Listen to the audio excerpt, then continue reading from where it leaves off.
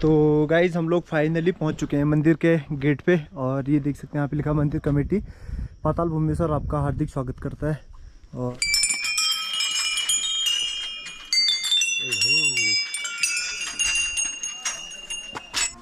कलयुग में जो है आदिगुरु शंकराचार्य जी को ये स्थान मिला, यानी आदिगुरु शंकराचार्य जी की खोज है कलयुग की। उसके बाद फिर चंद्र राजा यहाँ बसे। सबसे पहले शेषनाग जी का फन है। उसके बाद जो है शेषनाग जी ने अपना पूरा अपना शरीर का शेप दिखाया है। उससे आगे जाने के बाद जो है गणेश जी का कटा हुआ धड़ है। सबसे बड़ी बात यही है कि पाताल के अंदर आप कहीं भी विश्व में देखेंगे आपको गणेश जी का कटा हुआ धड़ कहीं नहीं मिलेगा। आज हम लोग जा रहे हैं पाताल भुवनेश्वर और अभी निकले हैं जस्ट बागेश्वर से। और ये पहला मोटो ब्लॉग है मेरा। तो अभी हम लोग जा रहे हैं पाताल भुवनेश्वर के लिए, जो कि यहाँ से 81 किलोमीटर की दूरी पे है। तो अभी हम लोग निकल चुके हैं यहाँ से कांटा के लिए, यानी बेरीनाग के लिए। तो हम सबसे पहले जाएंगे यहाँ से बेरीनाग होते हुए, और अभी ये जा रहे हैं हम बागेश्वर से मनकोट की तरफ, यानी कांटा की ओर। तो निकल रहे हैं यहाँ से और बने रहे वीडियो में। और वीडियो अच्छी लगी तो लाइक कमेंट शेयर जरूर करें और सब्सक्राइब करना ना भूलें वीडियो को।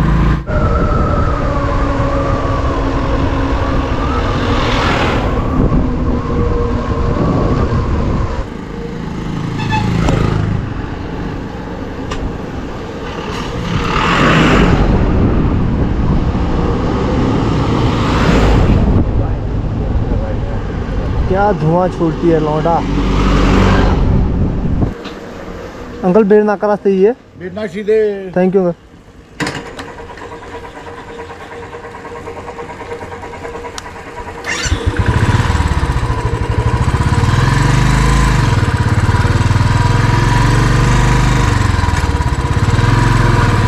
शॉर्ट तो लेके जा रहे हैं, लेकिन पता नहीं शॉर्ट कैसा शॉर्ट है ये यहाँ से। और यहाँ से सीन चेक कर सकते हैं, काफ़ी मस्त एकदम। वाव, व्हाट अ ब्यूटी मैन। और यहाँ से पता नहीं कितना दूर जाना है। अभी हमने लाइव लोकेशन भी चेक नहीं करती है। और अभी इसको मैप देखने के लिए बोल रहा हूँ भाई साहब को, तो भाई साहब मैप ही नहीं देख रहे यहाँ।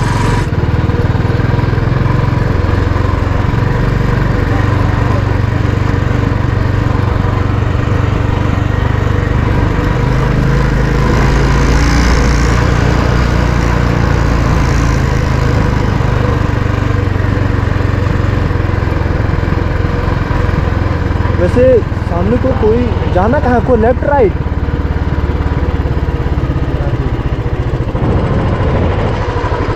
यहीं जाना होगा ना। और ये रोड चेक कर सकते हैं भाई, पहाड़ों की रोड। और पहाड़ों के बारे में जिसने भी कहा ना बड़ा खूब कहा है कि रोड भले ही पहाड़ों के टेढ़े मेढ़े क्यों ना हो, यहाँ के लोग बड़े सीधे होते हैं।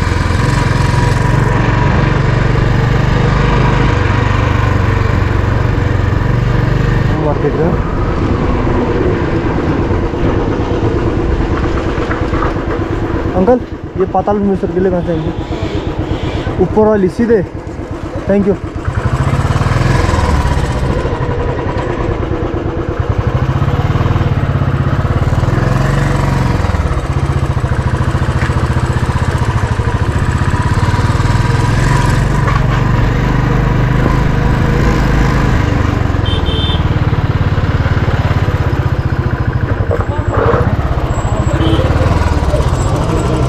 पैर रखा था क्या नीचे?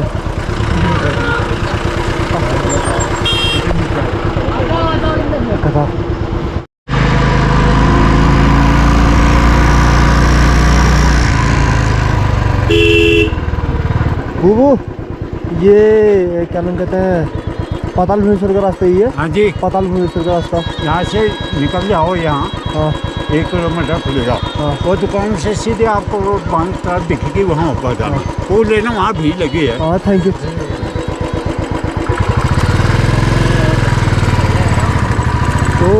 गाइस अभी पहुँचने वाले हैं। फिलहाल 1 किलोमीटर का रास्ता बचा है, जो दादाजी ने बताया हमें।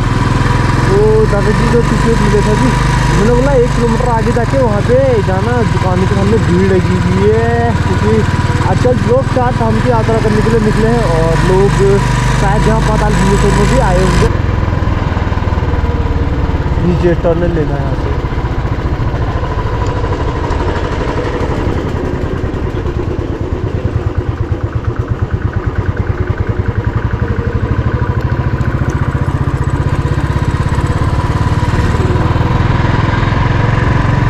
गाइज ये रोड मिल चुकी है हमारे सामने वाली जो साइड सीधी आती होती गंगोली हाट की, और ये है अभी पाताल भुवनेश्वर की टर्न लेके जो हम लोग यहाँ नीचे को निकले हैं, नीचे पहुँचने वाले हैं। पता नहीं यहाँ से कितने हैं, मैंने लोगों से पूछा तो नहीं, लेकिन होगा 10-12 किलोमीटर यहाँ से भी शायद नीचे को।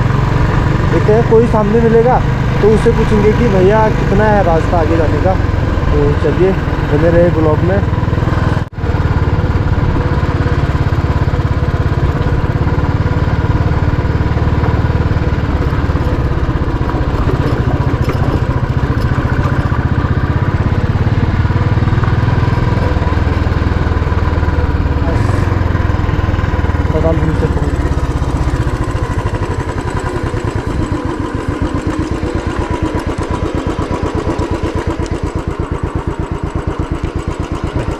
अंकल पाताल भुवनेश्वर नहीं है, पाताल भुवनेश्वर नीचे कितना दूर है? 5 किलोमीटर 5-10 मिनट। अच्छा चल बैठ। Thank you uncle.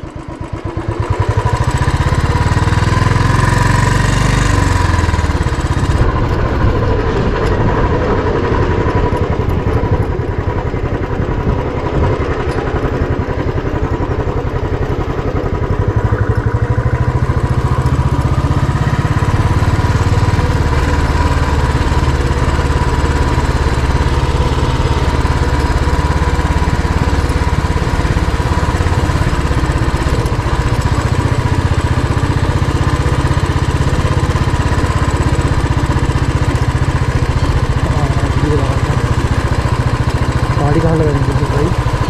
तो गाइस फाइनली हम लोग पहुँच चुके हैं यहाँ पाताल भुवनेश्वर में। हाँ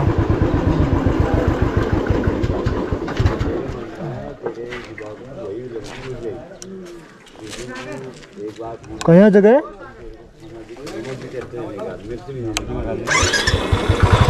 हाँ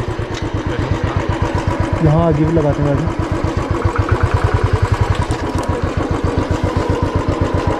थोड़ा हाँ तो यहीं रुक में गाड़ी लगा जाते हैं जब बैठता है वो भी।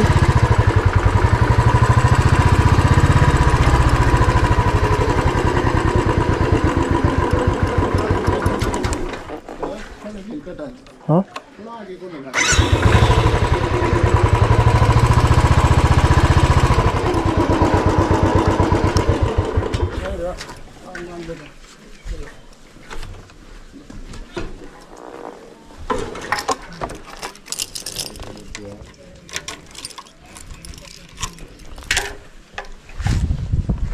तो फाइनली हम लोग पहुंच गए पाताल भुवनेश्वर।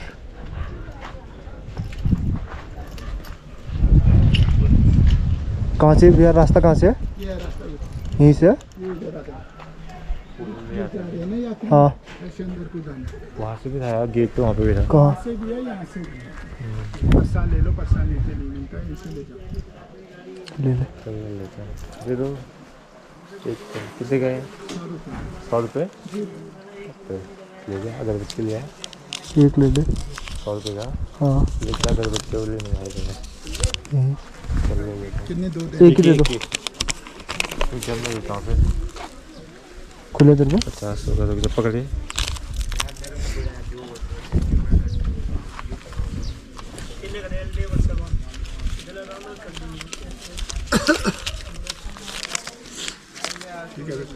सो गाइज हम लोग फ़िलहाल पहुंच चुके हैं पाताल भुवनेश्वर। फाइनली हम लोग आ चुके हैं। कब से प्लान बन रहा था कि पाताल भुवनेश्वर चलते हैं गड्ढे में पैर चले गया। तो फाइनली आज हम लोग पहुंच चुके हैं पाताल भुवनेश्वर। और मनोज भाई आज कैसा लग रहा है फिर पाताल भुवनेश्वर पहुँच के? भाई पहली बार पहुँच रहा हूँ, देखते हैं क्या क्या है।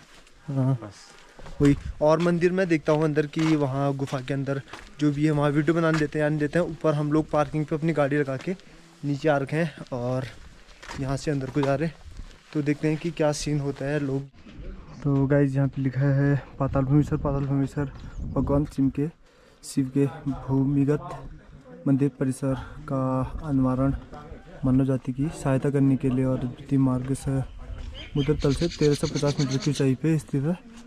और यहाँ देखते हैं अंदर कोई वीडियो, यहाँ से रास्ता जाता है अंदर, देखते हैं क्या सीन है। तो गाइस काफ़ी लोग आ रहे हैं देख सकते हैं, और यहाँ देवदार के पेड़ ही है, और ये सारे लोग करके आगे आप लोग दर्शन आगे। अच्छा, कहाँ से आए आप? उत्तरा ये सोमेश्वर से। सोमेश्वर से? टाना। अच्छा, टाना सोमेश्वर से आए हैं। जल्दी जल्दी चल रहे, फिर साथ में आएंगे, थोड़ा सा और आगे जाना। हाय हाय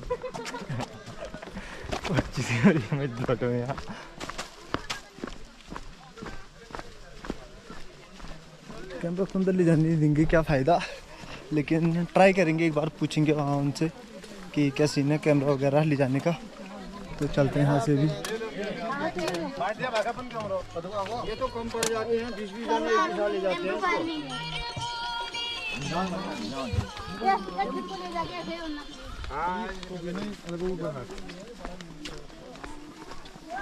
तो गाइज हम लोग फाइनली पहुंच चुके हैं मंदिर के गेट पे, और ये देख सकते हैं यहाँ पे लिखा मंदिर कमेटी पाताल भूमेश्वर आपका हार्दिक स्वागत करता है। और ये पहुंच गए हम गेट पे। जय हो भगवान।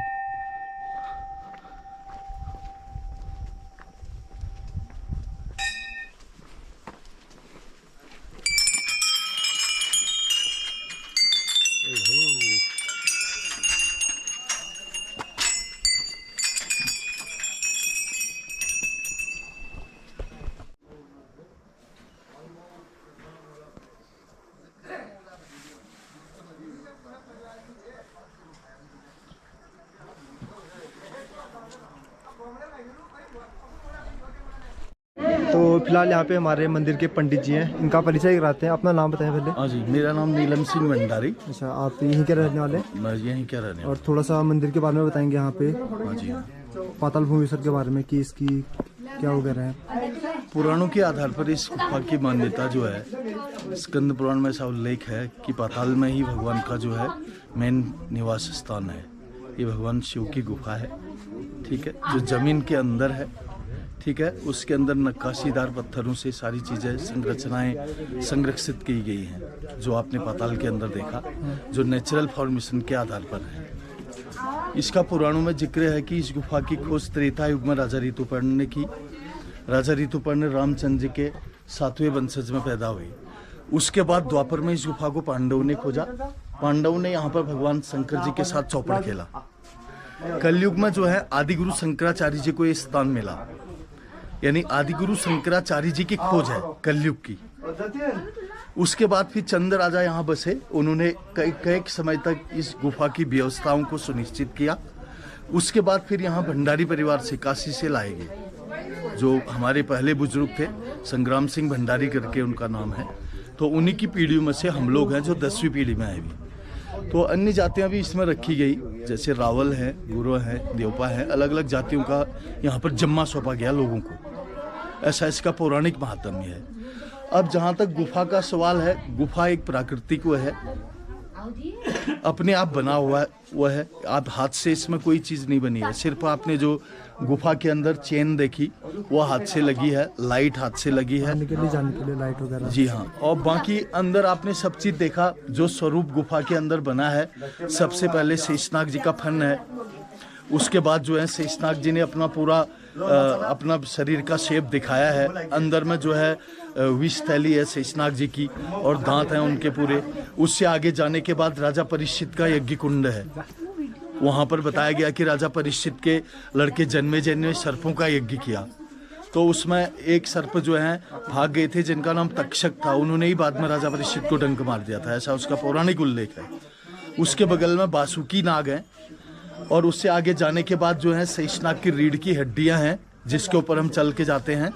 उससे आगे जाने के बाद जो है गणेश जी का कटा हुआ धड़ है। सबसे बड़ी बात यही है कि पाताल के अंदर आप कहीं भी विश्व में देखेंगे, आपको गणेश जी का कटा हुआ धड़ कहीं नहीं मिलेगा, लेकिन वो इस गुफा के अंदर मौजूद है। गणेश जी का कटा हुआ धड़ है, ऊपर से सहस्त्रदल कमल का फूल है। उसका पौराणिक उल्लेख है कि गणेश जी का सिर जब कटा था तो सहस्त्रदल कमल के फूल से अमृत का छिड़काव किया गया उनके कटी हुई धड़ पर, जब तक कि हाथी का सिर नहीं जुड़ा। तो इससे ये प्रतीत होता है कि हो सकता है कि सिर भी उनका यहीं कटा हो। वो भगवान का ऑपरेशन का स्थान भी हो सकता है। तो उसके बगल में जो है हमारे 4 धाम हैं, जो हमारे पुराणों में उल्लेख है। केदारनाथ जी के संपूर्ण दर्शन है, आपने देखा केदारनाथ का स्वरूप है बना हुआ। उसके बगल में पंचबद्री हैं और ऊपर में अमरनाथ जी हैं, अमरनाथ जी की गुहा है और ऊपर से जो है अमरनाथ जी की जटाएं हैं।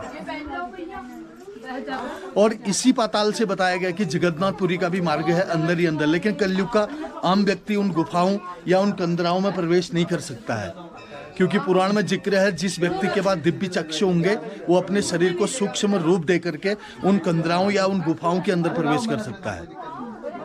उसके बगल में काल भैरव की जीवा है, मुंह खोला है उन्होंने, जीभ लटकाई है। तो उसका मान्यता है कि जो व्यक्ति कलयुग में काल भैरव के मुंह से उनके पूंछ तक निकल जाएगा तो दोबारा उसका जन्म नहीं होगा, लेकिन वो रास्ता अत्यंत तंग है, उसमें आदमी जा नहीं सकता है। उसी के बगल में भगवान शिव की झोली है और बगल में जो है भगवान शिव का आसन है, माँ पाताल देवी है पूरी बनी हुई। उससे आगे जाने के बाद फिर हैं 4 दरवाजे, पाताल के 4 द्वार बताए गए हैं। तो उन दरवाजों का ऐसा महात्म्य है। फर्स्ट द्वार पाप का द्वार है, उसका पुराण में ऐसा जिक्र है कि त्रेता युग के तत्पश्चात वो दरवाजा बंद हुआ।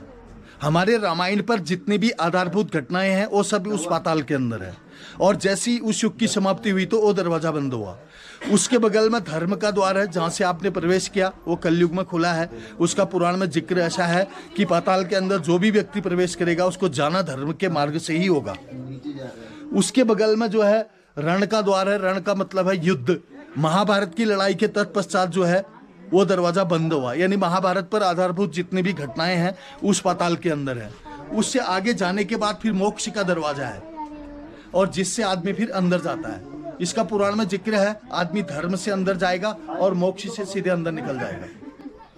वहां से फिर विशाल मंच है, उसके बीच में 4 युग दर्शाए गए हैं। सबसे बड़ा कलयुग का लिंग है, उसके पीछे सतयुग का प्रतीक है, उसके ऊपर में द्वापर युग का प्रतीक है और नीचे में त्रेता युग का प्रतीक है।